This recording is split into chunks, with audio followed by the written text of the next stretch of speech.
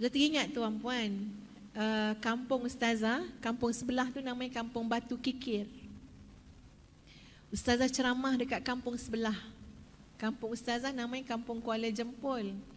Jadi pergi ceramah kat Kampung Batu Kikir.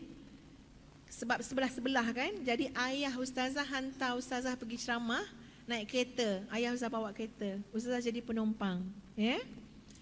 Habis ceramah, Ustazah dijemput makan.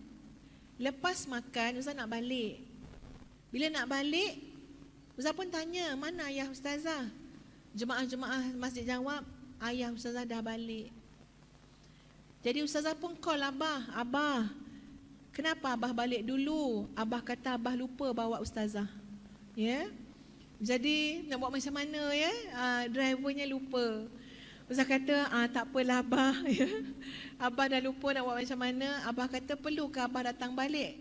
Jadi ada satu Tuan Haji kat masjid tu kata, tak payah Ustazah, biar pakcik yang hantar. Rupanya ada hikmah tuan-puan. Masa pakcik tu hantar Ustazah, dia naik dengan isteri dia. Dia cakap macam ni, Ustazah kat belakang, Ustazah, ini isteri baru pakcik ni. Dengar sampai habis, jangan keluar sekarang. Takut tak puas hati. Ya? Ustazah, ini isteri baru pakcik ni. Ustazah pun kata, oh ya ke pakcik? Oh ya ke, Alhamdulillah. Ustazah pun tak tahu isteri baru tu isteri kedua, ketiga kan. Ya? Tak berani nak cakap kuat-kuat sangat. Alhamdulillah tu. Ya? Lepas tu pakcik tu pun kata, suami isteri pakcik yang pertama dah meninggal. Jadi pakcik kahwin lain. Oh maknanya bukanlah poligami ya, tapi yang pertama tu dah meninggal. Pakcik tu pun cakap, dia kata, Ustazah, makcik ni yang pertama yang meninggal tu meninggal dengan sangat mudah Ustazah. Dan pakcik sebagai suami jadi saksi banyak amal soleh yang dia telah buat. Ustazah kata dengan dia, meninggal macam mana pakcik? Tuan Haji, dia kata, Ustazah, pakcik keluar daripada rumah, lepas dia bagi pakcik makan, apa semua minum, ya. Pakcik keluar tu dia sihat. Dia sihat. Salam kan, pakcik pun pergi. Dia tak ada sakit apa Ustazah. Bila pakcik dah pergi tempat-tempat lain, tiba-tiba anak telefon, ada orang datang cari, ya, bagi tahu macam ni. Abah cepat balik bah. Mak cari Abah, mak kata mak dah nak meninggal. Jarang tuan-puan ada orang ajak balik macam tu tau. Ya? Tuan-puan kalau nak suruh cepat balik, cuba cakap macam tu. Ya? Bang, balik cepat bang, saya ni dah nak meninggal. Yang ini kes betul. Jadi pakcik tu kata, tak pernah pula Mak Haji ni sebut perkataan macam ni. Tak pernah selama kahwin. Jadi anak ni kata, bah betul bah, mak dah terbaring. Mak kata mak dah nak meninggal sangat dah ni, Abah balik cepat. Jadi katanya Pak Haji tadi, saya balik Ustazah.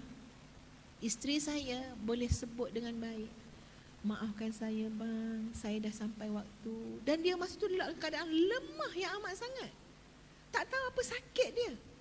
Anak-anak pun dia minta maaf dengan anak-anak. Dan dia pergi dengan saya dengar dia menyebut kalimah tauhid.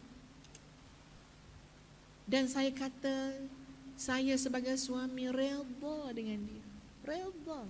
Masukkanlah dia ya Allah pintu syurga mana yang dia pilih.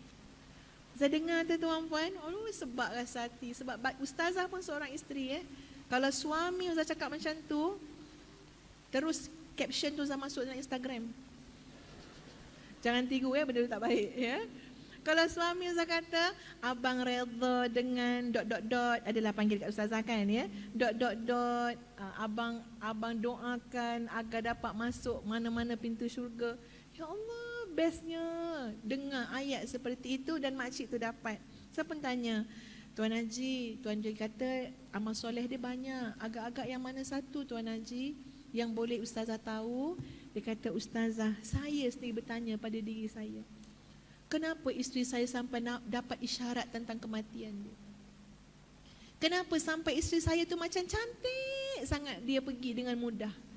Saya, detik hati saya kuat mengatakan, ini detik hati suami ya tuan-puan, kuat mengatakan ia terkait dengan sifat dia yang sentiasa menanti-nanti waktu solat. Dia saya belajar daripada Pak Haji tu. Tanya lagi, macam mana tu Pak Haji? Ustazah, isteri saya Ustazah, Zuhur 1.20, 12.45 dah siap ambil wuduk, dah baca Quran. Kalau dia nak pergi masjid, dia pergi. Kalau tak pergi masjid, dia bentang sejadah. Sekarang pukul 3, 3.30 dah keluar dah perkataan. Ya, dah nak masuk asar dah ni 3.30 cakap macam tu. Kita terbalik tuan-puan, 4.30 tanya Zuhur dah masuk ke belum? Ya. 3.30, dah nak masuk asar dah ni. 3.45, ambil wuduk, standby, siap. Itulah isteri saya Ustazah. Selalu saya terdetik hati, baik betul orang rumah saya ni. Nunggu waktu solat. Rupa-rupanya Allah hadiahkan kepada dia satu kematian yang indah, mudah. Ya, sehingga dapat menyebut kalimah tauhid dengan sebegitu fasih sekali. Itu Ustazah ambil iktibar tuan-puan. Sebab Tuan Haji tu mungkin tak kaitkan dengan satu hadis Nabi. Ya, itu Tuan Haji tadi sebut pengalaman dia. Ada satu hadis Nabi tuan-puan sekalian yang Nabi mengatakan bahawa manusia ni dia ada ribat. Ribat ni maknanya tali Allah dengan dia tu bersambung. Ribat. Tali ni tak putus kita dengan Allah. Ribat ni dia ada 3 keadaan. Siapa buat 3 keadaan ni, ada ribat di antara dia dengan Allah. Tak putus tali. Pertama, orang yang sentiasa dalam keadaan berwuduk walaupun pada waktu yang susah. Ya. Jadi ini pertama, orang yang ribat ni dia selalu ada wuduk. Jadi kadang-kadang kita yang laki-laki saya percaya mudah sangat nak berwuduk. Betul Tuan Haji Kadang-kadang ustazah pun macam ada sikit cemburu jugalah. Ya, orang lelaki senang nak berwuduk kan. Ya, pergi kat tempat wuduk tu terus berwuduk. Orang perempuan jangan rasa macam frust pula. Sebab susah kita tu ganjarannya besar. Ya, cuma Ustaz cakap ni realiti hari ni.